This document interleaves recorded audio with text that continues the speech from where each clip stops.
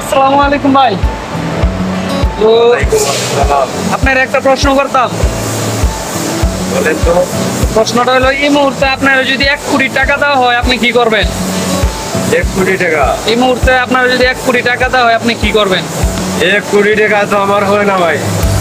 মানে যদি মনে করেন 1 কোটি টাকা কেউ দেয় তাহলে আপনি কি করবেন? 1 কোটি টাকা দি 4 কার জমি লইব, একটা ঘর বানাইব। 4 কাঠা জমি, একটা ঘর, আর কি? আর কি করা লাগব 1 কোটি টাকা দি? 1 কোটি টাকা আর মনে হইলেও কিছু লেখাপড়া বাচ্চা কাচ্চারা করাইব, আর বাকি দুটি টাকা পয়সা দিয়ে একটা দোকান দিব। তো আপনার চাহিদা শেষ না আরো আরো কিছু করবেন? হ্যাঁ, আর কিছু এতটুকুই সন্তুষ্ট? যথেষ্ট। তো গাইস আপনারা দেখেন, মানে সাধারণ মানুষের চাহিদা অল্প। ও 1 কোটি টাকা, মাত্র 1 কোটি টাকা দিয়া তিনি তার জীবনের যত চাহিদা আছে সব পূরণ করে নেবেন। মানে একটা ঘর বানবো, কিছু জমি জমা কিনবো, এরপর বাচ্চার পড়ালেখা, একটা ছোটখাটো দোকান দিয়া বইব, শেষ।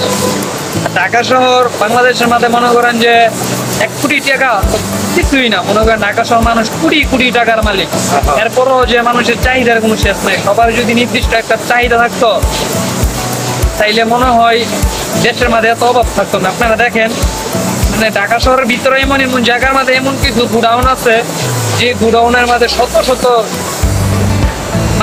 শত টনের টন মাল স্টক করা আছে।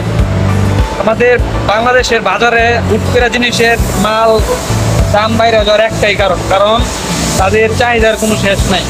ধরেন একটা জিনিস 10 টাকায় কিনছে বা 20 টাকায় কিনছে, ওই জিনিসটা স্টক করে রাখবো, রাইখা এই জিনিস শেষ হয়ে যাব, এই 10 টাকার জিনিস হয়ে যাব 50 টাকা, তখন ওই জিনিসটা ছাড়ে বাজারে। আর মাল যদি এরকম স্টক করে না রাখতো বাজারে, তাইলে কিন্তু বাজারে জিনিসপাতি এত দাম থাকতো না। এর কারণ এই লোকটার যে বোঝানো লিখছে, মানে এই লোকটা 1 কোটি টাকা, 1 কোটি টাকা তার স্বপ্ন, মানে 1 কোটি টাকা হইলে তার জীবনে আর কিছু লাগতো না।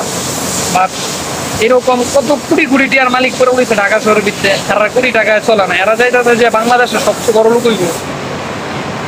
আসলে মেইন কারণ এটা, মানুষের মধ্যে কাজ্জা ঝগড়া, মানে যাবতীয় যা কিছুই কন, মেইন কারণ এটা নাকি, মানে মানুষের মানে সবকিছুর চাহিদার শেষ আছে, একমাত্র মানুষের চাহিদার শেষ নাই না।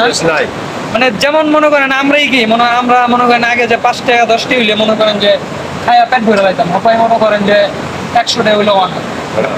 এর কারণ হইতো এটা না, চাহিদা বাড়তেছে দিন দিন, মানে যত দিন যাইবো মানুষের চাহিদা খালি বাড়তেই আছে, মানুষের চাহিদার কোনো শেষ নেই না।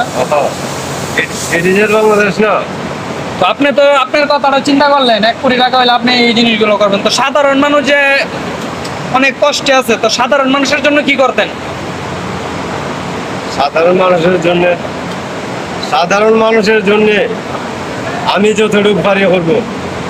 আপনি যতটুকু পারেন তো বুঝলাম, মানে কি কি সাহায্যগুলো সাধারণ মানুষের আপনি করতে চান? আমি 1 কোটি টাকা পাইলে পরে আমি সাধারণ মানুষে আমি অনেক কিছু সাহায্য করতে পারি। তো তিনি বলতেছে তিনি যদি এই মুহূর্তে 1 কোটি টাকা পায় তাহলে তোমার তো যে চাহিদা আছে ওগুলো তো করবো। সাহায্য করব, আমি আমার ব্যবসা থাকি এই টাকা দিই, ব্যবসা করিয়ে লাভবান হইয়া অনেক কিছু করব। আমি এই টাকা থেকে আমি আমার এই সাধারণ মানুষের যতটুকু পারি আমি আমার সাহায্য। আপনারা তো বুঝতে পারছেন যে সাধারণ মানুষ কতটা ভালো মনের হয়। তো উনি মাত্র 1 কোটি টাকা হইলে উনি ব্যবসা যাবতীয় যা কিছু আছে সব কিছু করবো, আর সাধারণ মানুষেরও সাহায্য করবো। কিন্তু আমাদের দেশে এইরকম কোটি কোটি টাকার মালিক আছে, কিন্তু সাধারণ মানুষে খায়া আছে কি না খায়া আছে দেয় না। আপনি সামান্য একটা শার্ট যদি একটা সিরা পিন্দা যান, ওই কোটি টাকার মালিকের কাছে যাইবেন, একটা সিরা শার্ট পিন্দা সামান্য ময়লা লেগে গেছে, আপনার দূর দূর করে তারাই দিব। কারণ কি জানেন, এটি বাংলাদেশের নিয়ম। কারণ বাংলাদেশে একমাত্র বাংলাদেশেই সাধারণ মানুষ দাম দেয় না। বাংলাদেশে তোমার টাকা নাই মানে তোমার কিচ্ছু নাই।